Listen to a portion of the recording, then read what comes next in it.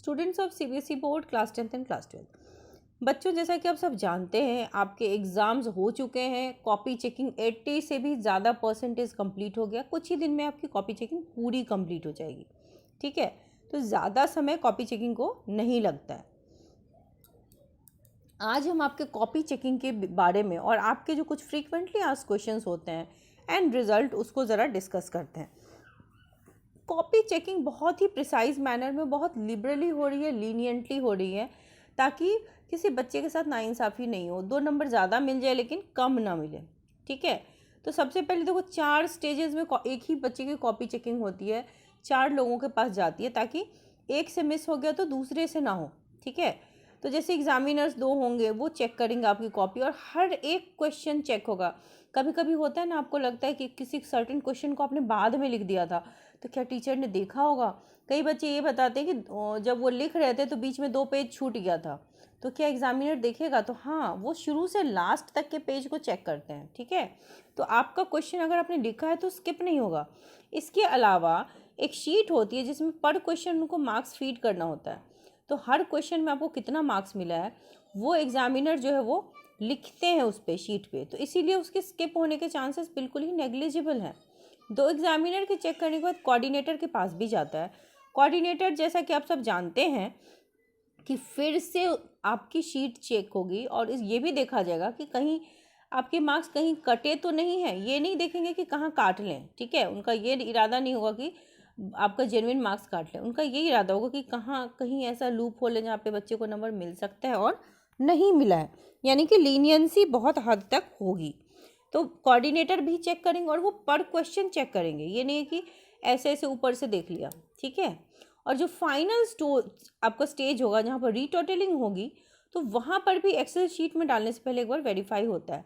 सो verification की चिंता नहीं है, आपने अगर लिखा है तो नंबर आपको मिलेंगे। ठीक है, और मार्किंग स्कीम हर टीचर को दी गई होती है कि किस स्टेप के आपको कितने नंबर देने हैं। सीबीएसई ने ऑफिशियल वेबसाइट पे भी मेंशन किया है और मार्किंग स्कीम जो है वो दी हुई है। मार्क्स जो है दे आर नॉट डिडक्टेड। जैसे आप होता है ना, आप स्कूल में एग्जाम देते हो ना, मैथ्स का एक क्वेश्चन गलत है पूरा काट लेते हैं। स्कूल वाले इसलिए काटते हैं ना, ताकि आपको रियलाइजेशन हो, थोड़े से आप अवेयर हो जाएं कि बोर्ड एग्जाम में आप आलस ना दिखाएं या फिर ईजिली ना लें, कैजुअली ना लें। इसलिए प्री बोर्ड्स वगैरह में नंबर बच्चों के थोड़े कम आते हैं विथ रिस्पेक्ट टू बोर्ड्स। ठीक है, तो स्कूल की तरह बोर्ड में नंबर कटते नहीं हैं। साइंस सब्जेक्ट अगर है, या मान लो पहले 10th वालों को बता देती हूँ, साइंस है तो यहाँ पर पॉइंट वाइज मार्क्स अगर लिखोगे तो पॉइंट वाइज लिखोगे तो मार्क्स मिलेंगे। मैथ्स में क्या होता है, मैथ्स हो, इकोनॉमिक्स हो, अकाउंट्स हो, यहाँ पर स्टेप की मार्किंग होती है। कुछ बच्चे बताते हैं हमने सिर्फ फॉर्मूला लिख दिया, आपको फिर भी फॉर्मूला के भी हाफ मार्क्स मिलते हैं। ठीक है, कुछ बच्चे क्या करते हैं, मान लो किसी क्वेश्चन का ए और बी दोनों ही ऑप्ट कर लिया जो कि ऑप्शनल था, एक सही और दूसरा गलत है। फिर बच्चे टेंशन में आ जाते हैं कि क्या मेरे नंबर कट तो नहीं जाएंगे, टीचर इस पे तो नहीं, बी गलत है उस पर तो नहीं काट लेगा नंबर। नहीं कटेगा। आपने ए अगर सही लिखा है तो दे विल स्टिक टू ए। ठीक है, सोशल साइंस में भी है पॉइंट वाइज। हिंदी इंग्लिश में वर्ड लिमिट का ध्यान तो रखना ही पड़ता है। अगर कोई राइटिंग है जिसका फॉर्मेट है तो फॉर्मेट देखा जाएगा, कंटेंट देखा जाएगा, ऑर्गेनाइजेशन देखा जाएगा, एक्यूरेसी देखी जाएगी। इन सारी चीज़ों के बेसिस पर नंबर दिए जाते हैं। क्लास 12th की बात करें, अगर मैं साइंस स्ट्रीम की बात करूं, तो साइंस में जैसे फिजिक्स है, केमिस्ट्री है, मैथ्स है, और फिर अलग अदर स्ट्रीम्स लाइक कॉमर्स है, ह्यूमैनिटीज़ है, सबके मार्क्स अच्छे मिल रहे हैं। और जो न्यूमेरिकल टाइप के क्वेश्चंस होते हैं वहाँ पर फॉर्मूला लिख देने से या क्वेश्चन की भी इंफॉर्मेशन लिखने से हाफ मार्क्स मिलते हैं। तो जिन बच्चों ने पूछा था कि क्वेश्चन की इन्फॉर्मेशन लिखिए, तो बच्चे नंबर कटना तो दूर, वहाँ पे आपको हाफ मार्क्स मिलेंगे। आपने अच्छा किया है, एटलीस्ट कुछ लिख के आए हो। तो कुछ बच्चों के सवाल होते हैं अबाउट द बोनस, कि बोनस मिलता है या नहीं। तो बोनस मार्क्स तभी मिलता है जब क्वेश्चन गलत है। ठीक है, अगर क्वेश्चन गलत नहीं है तो बोनस नहीं मिलेगा। ग्रेस मार्क्स में और कुछ बोनस में थोड़ा सा डिफरेंस है। ग्रेस मार्क्स मतलब कोई बच्चा पास नहीं कर पा रहा है तो सीबीएसई के जो एग्जामिनर्स हैं दे आर ट्राइंग कि वो आपको ग्रेस मार्क्स दें। वो भी हर सब्जेक्ट में नहीं होता। ठीक है, हर सब्जेक्ट में आपके पास क्या ऑप्शन है, अटेम्प्ट लो, अटेम्प्ट के नंबर मिलते हैं। स्टेप मार्किंग होती है, जितने स्टेप्स आते हैं वो लिख डालो। ठीक है, ये कर सकते हैं हम। इसके बाद मॉडरेशन पॉलिसी भी है कि कोई सेट डिफिकल्ट था तो उस सेट की लीनियंट चेकिंग होगी। टॉप 5 भी लगा हुआ है, लेकिन ग्रेस हर सब्जेक्ट में नहीं होता और बोनस भी ऐसे नहीं मिलता। ठीक है, तो वो है। और स्टूडेंट्स ऑफ साइंस, आर्ट्स और कॉमर्स तीनों के ही मार्क्स अच्छे आ रहे हैं। कुछ बच्चे ह्यूमैनिटीज़ के डरे हुए कि हमारे नंबर, तो आपने अगर कंटेंट लिखा है ना तो आप डरो मत, नंबर आपको मिलेंगे। सो अगर मान लो कि बच्चा 16-17 भी लेके आता है आउट ऑफ 80, तो टीचर आपको पास कर देते हैं। और आउट ऑफ 70 अगर क्लास 12th वालों का आपने 22-23 नंबर का लिखा है तो टीचर आपको 100% पास करेंगे, ठीक है।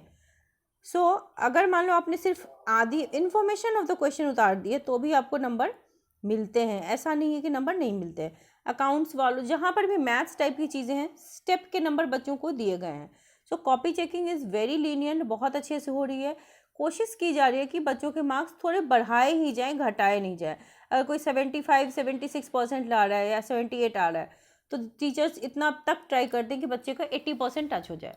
तो अगर आपने अटेम्प्ट लिए होते हैं ना तो वहाँ पर थोड़ा सा ज़्यादा नंबर दे करके बच्चों को अच्छा स्कोर कराया जा रहा है। सो आप घबराइए मत। अगर आपने सिर्फ ब्लैंक शीट नहीं छोड़ी है या पूरा गलत नहीं है, तो इसके अलावा अगर आपने 10-15 नंबर का मान लो सही लिखा है तो टीचर विल मेक एफर्ट कि आपको वो पास कर दें। आप घबराइए नहीं। जिन्होंने इतना कर लिया है वो ज़रूर पास होंगे। जिन्होंने नहीं किया है तो आप एक बार रिविज़िट कीजिए इस इशू को कि आपने क्यों नहीं किया। अगर आपने ब्लैंक शीट छोड़ी है या आपने कुछ नहीं लिखा, दैट मीन्स कहीं ना कहीं आपके तरफ से भी कुछ कमी रह गई, आपने what ever is the reason, लेकिन कोई रीज़न है जो की वजह से आपने पढ़ा नहीं है। तो आपके पास अभी CBSE का जो 1 महीने बाद रिज़ल्ट आएगा तो उसमें वो आपको इम्प्रूवमेंट एग्ज़ाम का, फिर से कंपार्टमेंट एग्ज़ाम, वॉट एवर, अगर आपका नंबर कम है तो आप इम्प्रूवमेंट एग्ज़ाम के लिए अप्लाई कर सकते हैं। अगर आप फेल हैं आप कंपार्टमेंट एग्ज़ाम दे सकते हैं और फिर बहुत अच्छा स्कोर कर सकते हैं। So there is n number of options, n number of streams. घबराने की ज़रूरत नहीं है। क्लास 10th वाले अपना स्ट्रीम सिलेक्शन पे आप फोकस कीजिए। किस बेसिस पे आप स्ट्रीम सिलेक्शन करेंगे, अपने मार्क्स के बेसिस पर या अपने चॉइस के बेसिस पर। बच्चों, मैंने ऑलरेडी एक वीडियो बनाई है, आप ज़रूर देखना स्ट्रीम सिलेक्शन के रिगार्डिंग वीडियो। हालांकि ये मैं आपको बता दूं, अपने चॉइस के बेसिस पर अगर आप सिलेक्शन करते हैं तो आप उस सब्जेक्ट में अच्छा कर सकते हैं, ठीक है। सिर्फ मार्क्स लाना इज़ नॉट द पैरामीटर कि हम नंबर ले आए। मार्क्स बहुत से बच्चों के आ जाते हैं क्लास 10th में, लेकिन उन्हें मैथ्स अच्छे से आता नहीं होता है, फिर उन्हें आगे फिजिक्स, केमिस्ट्री, मैथ्स करने में दिक्कत होती है। तो या आप अपने हिसाब से, अगर मान लो किसी को कॉमर्स में इंटरेस्ट है, किसी को ह्यूमैनिटीज़ में इंटरेस्ट है, तो ह्यूमैनिटीज़ से तो आप लॉयर बन सकते हैं, UPSC कर सकते हैं, तो जर्नलिस्ट बन सकते हैं। कोई भी स्ट्रीम ख़राब नहीं है, ठीक है। तो आप अपने चॉइस के हिसाब से लीजिए एंड आप दिखा दीजिए कि आप कितना अच्छा कर सकते हैं, आप में क्या पोटेंशियल है, क्या स्टेमिना है, ठीक है। कि marks is not the parameter. एक बार अगर कम नंबर आ गया इसका मतलब ये नहीं है कि कोई आपको जज कर सकता है कि आप एक अच्छे स्टूडेंट हैं या नहीं। अपने आप में से बेस्ट निकालो, ठीक है। जैसे रिजल्ट होता है ना बेस्ट आउट ऑफ 5, तो वैसे ही अपने आप में से बेस्ट क्वालिटीज़ को सोचिए, ढूंढिए, अभी वक्त है। उस हिसाब से स्ट्रीम सेलेक्शन कीजिए और उसमें एक्सेल कीजिए and show the world what you are. And I wish you all the very best.